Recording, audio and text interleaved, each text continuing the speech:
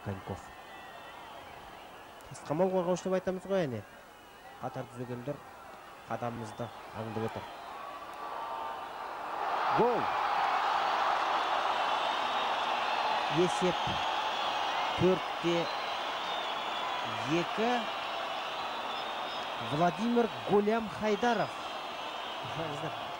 Тәжік футболының күлегі асырып үлгірді қақпашының өрескел қателігі. Германия құрама командасының қақпашысы. Под занавес матча великолепный гол забивает Владимир Гулям Хайдаров. Сейчас вы видите, наверное, повтор. Смотрите, какой прекрасный удар, расчетливый через вратаря. И мяч опускается в сетку ворот, который защищает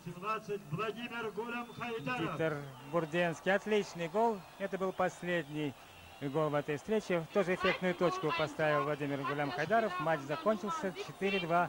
Эту встречу выиграли ветераны футбола Германии.